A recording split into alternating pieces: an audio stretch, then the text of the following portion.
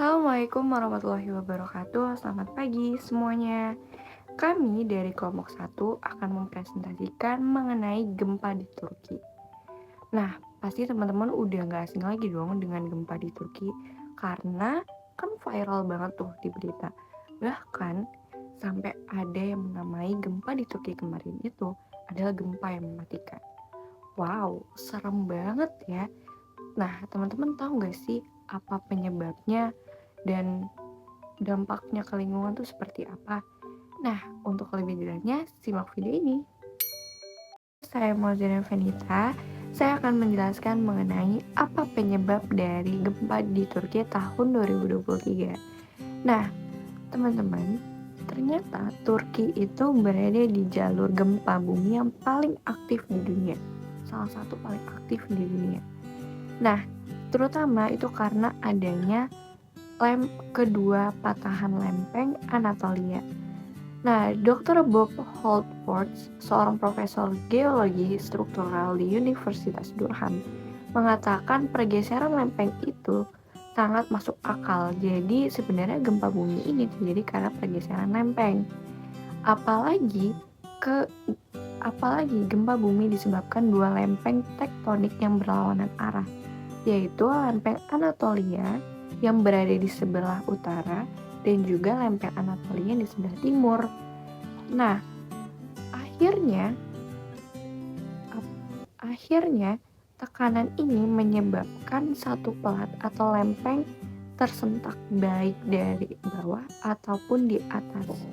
Nah, peristiwa ini melepaskan energi yang besar sehingga menyebabkan kehancuran atau gempa bumi dan merusak infrastruktur di atasnya. Gitu, teman-teman.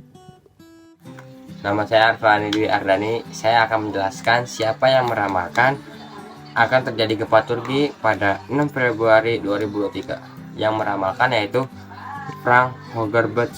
Pakar asal Belanda memprediksi gempa Turki 3 hari sebelum guncangan dahsyat berkekuatan magnitudo 7,8 melanda wilayah negara itu Senin pagi 6 Februari 2023. Saya Sidki Akila. Saya akan menjelaskan mengapa gempa Turki disebut gempa yang mematikan.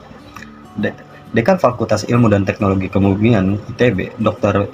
Irwan Meilana, menjelaskan terdapat 4 alasan gempa Turki bersifat merusak.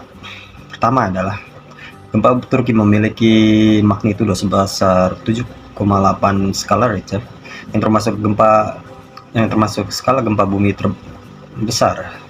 Kedua, pusat gempa Turki berada di dekat permukaan tanah, yaitu sejauh 18 km dari pusat gempa bumi. Alasan ketiga, terjadinya gempa susulan berulang setelah 11 menit dengan kekuatan 6,7 skala Richter dan beberapa jam kemudian terjadi gempa susulan berkekuatan 7,5 skala Richter. Keempat, gempa Turki terjadi di lingkungan yang memiliki struktur bangunan yang tidak bagus. Perkenalkan, nama saya Aisyah Aziza. Saya di sini akan menjelaskan tentang kapan terjadinya gempa Turki ini. Nah, gempa Turki ini terjadi pada tanggal Senin 6 Februari 2023 dan tepatnya pada pukul 04.17 waktu setempat atau bisa juga pukul 8.17 waktu Indonesia Barat.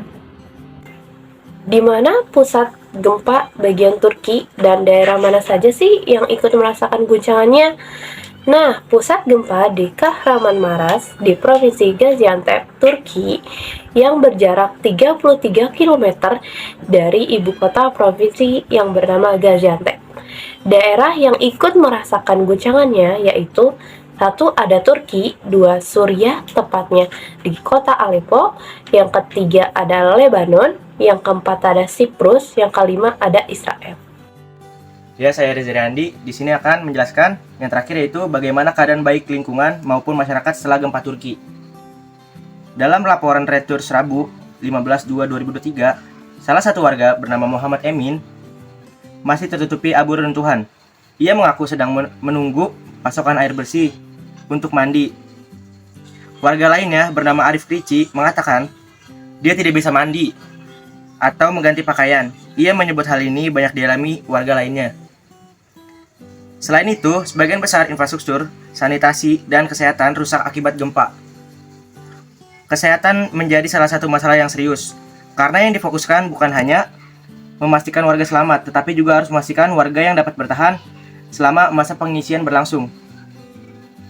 Untuk korban berjumlah kini, total korban tewas menjadi 7.800 orang.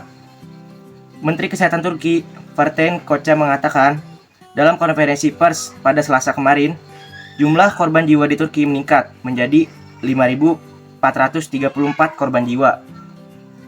Menurut Koca, setidaknya 31.777 orang terluka di Turki akibat gempa tersebut. Sementara itu, total korban jiwa Suriah menembus 1.832 orang secara keseluruhan. Korban luka-luka akibat gempa tersebut menembus 35.626 orang di kedua negara. Sekian dari saya, terima kasih. Nah, gitu teman-teman informasi mengenai gempa di Turki. Semoga bermanfaat ya. Bye-bye. Assalamualaikum warahmatullahi wabarakatuh.